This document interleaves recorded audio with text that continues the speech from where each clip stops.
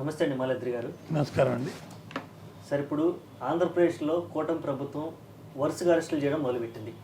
ఒకవైపు రాంగోపాల్ వర్మ, అలాగే పోసాని కృష్ణమురళి, శ్రీరెడ్డి, ఈ జాబితాలోకి మాజీ ఎమ్మెల్యే కొడాలి నాని గారు కూడా చేరే అవకాశం ఉంది. వీళ్ళు ఖచ్చితంగా అరెస్ట్ అవుతారంటూ వార్తలు వస్తున్నాయి.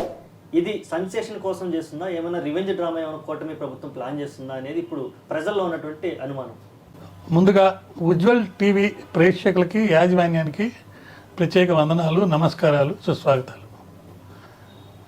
ఇది చాలా ముఖ్యమైన విషయం. ఎందుకంటే రాజ్యాంగం అనేది అందరికీ ప్రాథమిక హక్కులు కల్పించింది. దాంట్లో ముఖ్యంగా ఆర్టికల్ 19, 14, 21, 22, 20 వీటి కింద మనకు వచ్చిన హక్కులు కేవలం మనకు వచ్చినవి కాదయ్యి. స్వాతంత్రం కోసం పోరాడేటప్పుడు, బ్రిటిష్ వాళ్ళతోటి పోరాడినప్పుడు ఈ హక్కుల్ని కాలనార్చారు. అందువల్ల ఈ హక్కులు అందరికీ ఉండాలని రాజ్యాంగంలో ప్రాథమికంగా ఈ పొందుపరిచి ఆర్టికల్ 32 కింద నేరుగా సుప్రీంకోర్టుకి వెళ్ళి కూడా మీ యొక్క ప్రాథమిక హక్కులు భంగం కలిగితే రిట్లో న్యాయం చేయమని అడగచ్చు. 226 కింద హైకోర్టు కూడా వెళ్ళచ్చు. సో రాజ్యాంగబద్ధంగా మనకు వచ్చిన హక్కుల్ని హరించి వేసే చర్యలు జరుగుతున్నాయా, లేకపోతే రీజిమ్ రివెంజ్ కింద గత ప్రభుత్వం మా మీద ఈ చర్యలు తీసుకుంది కాబట్టి ఇప్పుడు మేము కూటమి అధికారంకి వచ్చిందని అక్కడ, కాంగ్రెస్ ప్రభుత్వం ఇక్కడ వచ్చింది కాబట్టి మమ్మల్ని, అంటే మా ముఖ్యమంత్రిని ముఖ్యంగా రేవంత్ రెడ్డిని అరెస్ట్ చేసి లోపల పెట్టారు కాబట్టి ఫార్ములా రేస్ కిందనో, లేకపోతే అక్కడ ఏదో రైతులకు సంబంధించి అల్లర్లు జరిగిన దగ్గరనో కేటీఆర్ని ఇంకా అనేక మంది నాయకులను అరెస్ట్ చేయాలనే ఒక ప్రాసెస్ అయితే జరుగుతున్నట్టుగా మనకు తెలుస్తుంది.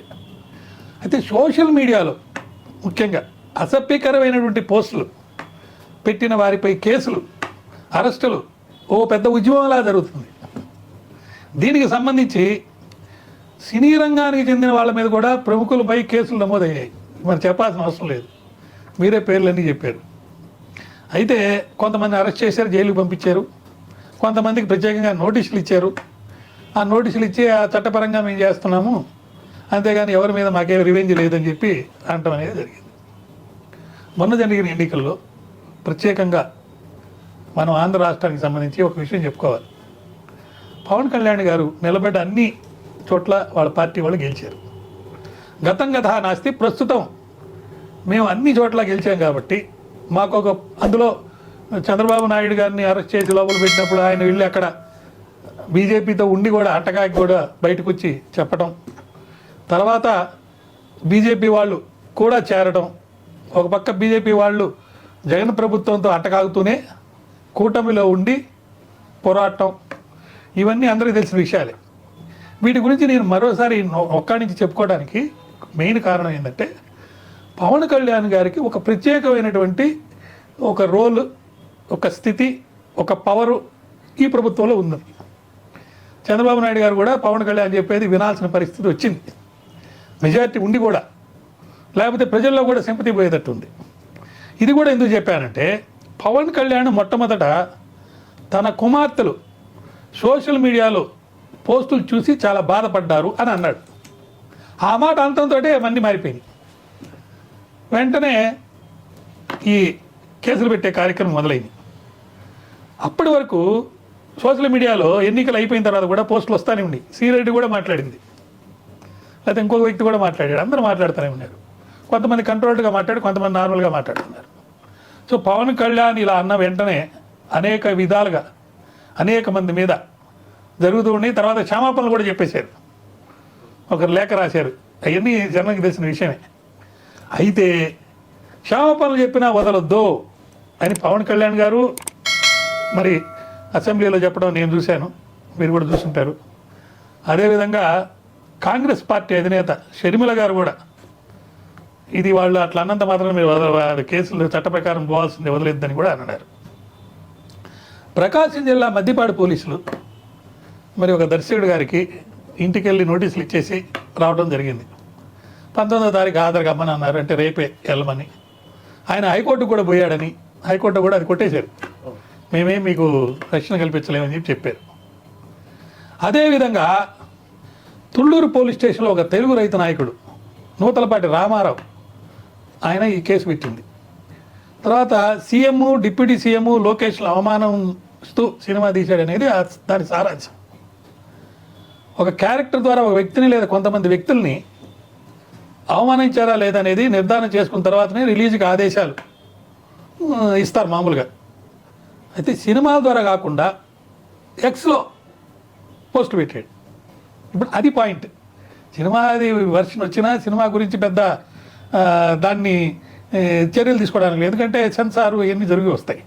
కానీ ఎక్స్లో ఏమీ సెన్సార్ అనేది లేదు కాబట్టి అక్కడ పోస్టులు పెట్టి అవమానించారు కాబట్టి, పాలకులను అవమానించారు కాబట్టి అరెస్ట్ చేయాలని చెప్పి అతని మీద కేసు అనేది జరుగుతుంది.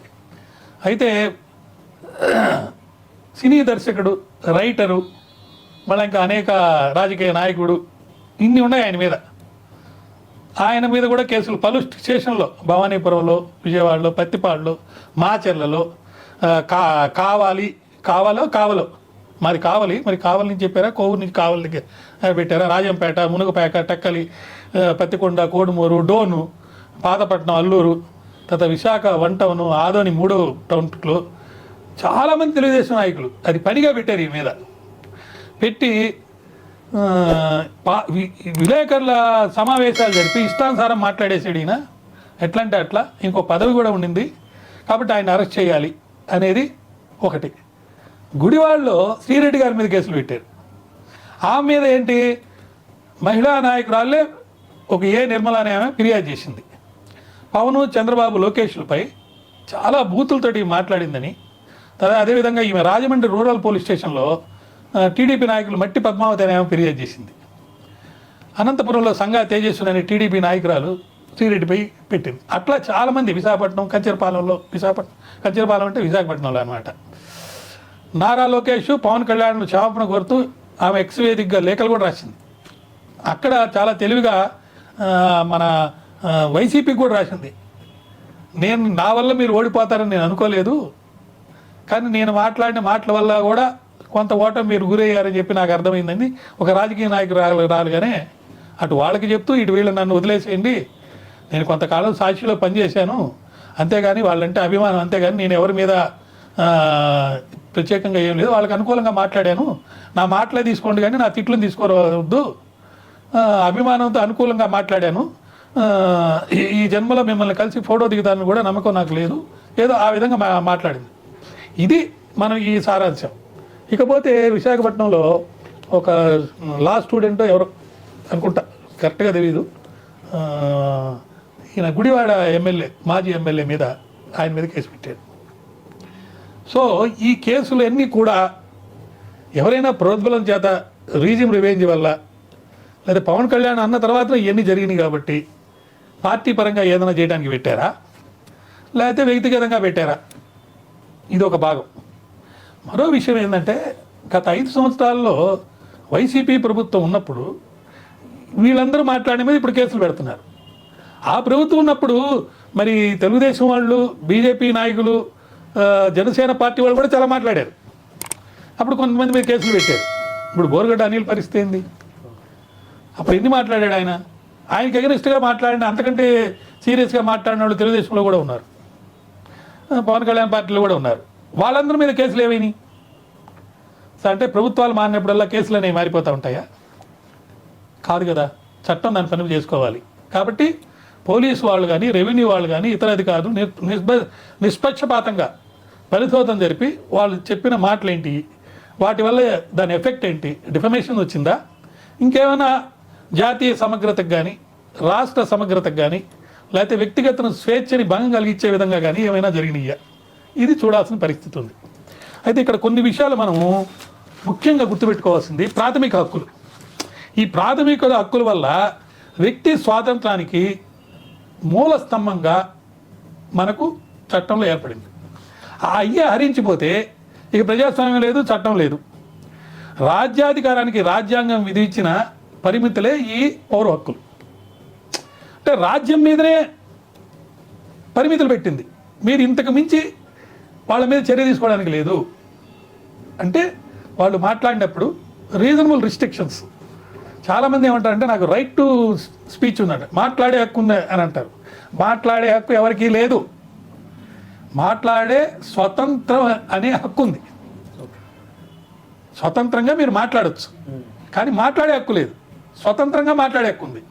అంటే మీరు స్వతంత్రంగా మాట్లాడే హక్కు మీకు ఎలా ఉందో, మీ మాటల వల్ల భంగం కలగకుండా మీ మాటల మీద రిస్ట్రిక్షన్స్ పెట్టే అధికారం ఆర్టికల్ 19(2)(6) ఉంది. సో ఇప్పుడు రాజ్యాలు వాళ్ళకున్న రాజ్యాధికారంతో ఎంత లిమిటెడ్ కేసెస్ వీళ్ళ మీద పెట్టి వాళ్ళకున్న స్వాతంత్ర హక్కుని ఎంతవరకు భంగం కలిగించవచ్చు. అన్లిమిటెడ్ స్వాతంత్రం అనేది లేదు, లిమిటెడే ఉంది. కాబట్టి ఆ రిస్ట్రిక్షన్స్ ఎంతవరకు పెట్టచ్చు. భావ ప్రకటన స్వేచ్ఛ అనేది ప్రజలు తమ ఆశలు, ఆశయాలు లేదా కోరికలు, అభిప్రాయాలు చెప్పుకొని వాటిని నెరవేర్చుకోవడానికి సంపూర్ణంగా అనుభవించే హక్కు వాళ్ళకి. స్వాతంత్రం మనం వచ్చిన తర్వాత మన రాజ్యాంగ అధికారంలో హక్కులు కల్పించాం. అయితే ఆ హక్కుని కొంతమంది ప్రబుద్ధులు ఇష్టారీతిన వాళ్ళు ఇష్టం వచ్చినట్టు మాట్లాడేస్తున్నారు. ఇంట్లో వాళ్ళు బయట వాళ్ళు సంబంధం లేదు. మరి ఎన్నికలప్పుడైతే ప్రజల్లో వైమనస్యాలను పురిగొల్పే విధంగా, అంటే జాతీయ భద్రత కూడా భంగం కలిగే విధంగా, మరి ముఖ్యంగా ఇప్పుడు కొన్ని చోట్ల హిందూ ముస్లింకి సంబంధించి అంటే ఒక కుల మత జాతి భేద ధన భేదాలు లేవని చెప్పినా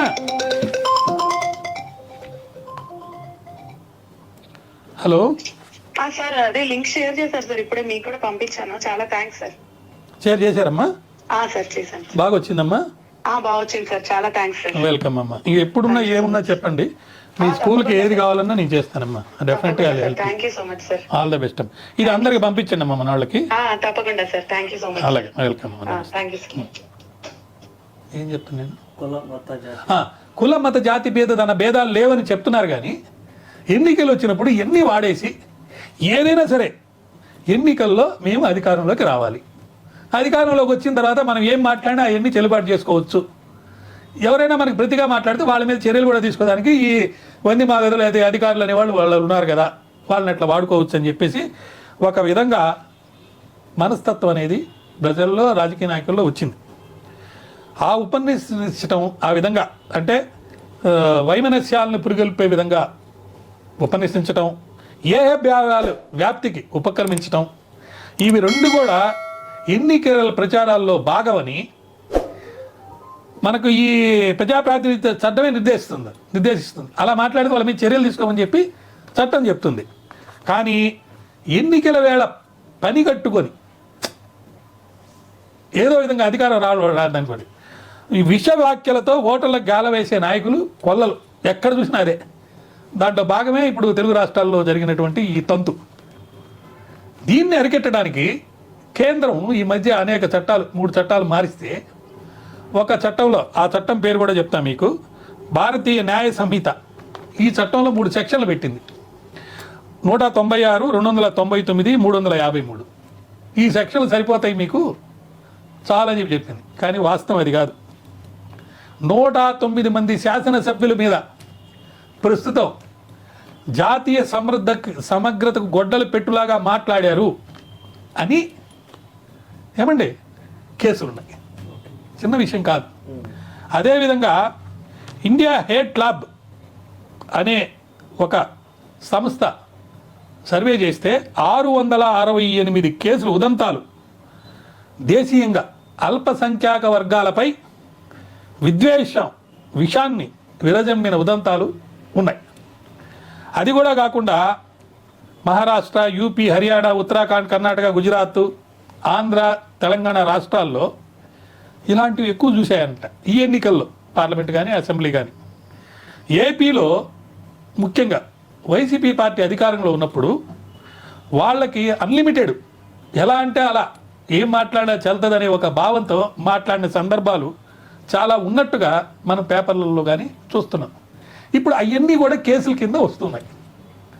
గతంలో మాట్లాడినవన్నీ ఇప్పుడు కేసుల కింద వస్తున్నాయి. అయితే ఆల్రెడీ అప్పుడు అపోజిషన్లో ఉన్న ఈ కూటమికి సంబంధించినటువంటి ప్రభుత్వంలో ఉన్న పార్టీల నాయకుల మీద కొన్ని కేసులు ఉన్నాయి. కానీ ఇప్పుడు వీళ్ళు మాట్లాడుతున్నారు కొంతమంది. వీళ్ళందరి మీద ఎందుకు కేసులు పెట్టడం లేదు అనేది ఒక ప్రశ్న. మాట్లాడితేనే కేసు పెట్టేసే పని అయితే వాళ్ళ మీద కూడా పెట్టాలి కదా. అంతేకాకుండా తెలంగాణలో కూడా చాలామంది, మరి ముఖ్యంగా హైదరాబాదులో కొన్ని ప్లేసెస్లో హిందూ ముస్లిం మధ్య విభేదాలు వచ్చే విధంగా ఒక నాయకురాలైతే ఏ స్థాయిలో అయినా మాట్లాడింది, విల్లంబు వేస్తున్నట్టు కానీ వాటన్నిటికి సంబంధించిన కేసులు కూడా. అయితే ఎన్ని కేసులు ఏమేమి పెట్టినా భయం అయితే లేదు. దానికి కారణం ఏంటంటే అలివి మాలిన జాప్యం. కేసు నమోదు చేసే విషయంలో కానీ, తర్వాత నేర పరిశోధన చేసే విషయంలో కానీ, సాక్ష్యాలను సేకరించడంలో కానీ, ట్రయల్ జరిగేటంలో కానీ 1 year అప్పుడే అయిపోయింది ఇక్కడ తెలంగాణలో. ఇంకా 4 ఏళ్ళు ఈ ప్రభుత్వం ఉండేది. కానీ ఆ కేసుల్లో పురోగతి ఏందో మనకి ఇప్పుడు దాకా తెలియదు. ఇలా ఉంటే మరి ఎలా? అది కాదు కదా. అయితే దీనికి సంబంధించి జాతీయ సమగ్రతకి గొడ్డలి పెట్టులాగా ఎవరైనా చేస్తే సుమోటోగా కేసులు తీసుకోండి, కంప్లైంట్ కూడా అవసరం లేదు అని సుప్రీంకోర్టు వాళ్ళు ఒక తీర్పు ఇచ్చారు.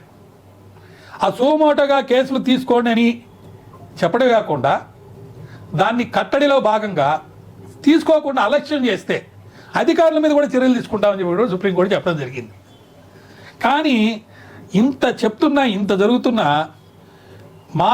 మాటలు రాతలతోటి విద్వేష జ్వాలను ఎగదోస్తూ ప్రజాస్వామ్యాన్ని అంతం చేస్తూ మాట్లాడుతూనే ఉన్నారు.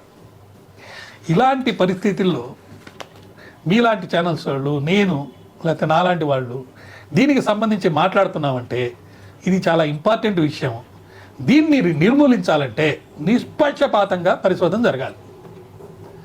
నిష్పక్షపాతంగా పరిశోధన జరగడం, పరిశోధన ముందల కేసులు నమోదు విషయంలో కానీ విచారణలో కానీ జాప్యం లేకుండా ఉండటం, వేగాలు పెంచి త్వరితగతిన న్యాయాన్ని కనుక అందిస్తే, ముఖ్యంగా సెంట్రల్ గవర్నమెంట్ వాళ్ళు ఏం చెప్తున్నారంటే మేము 2 years లోపల అప్ టు సుప్రీంకోర్టు దాకా తీర్పులు వచ్చేసేటట్టు మేము అన్నీ చేసేసామన్నారు. ఈ చట్టాలు వచ్చి కూడా చాలా నెలలైంది.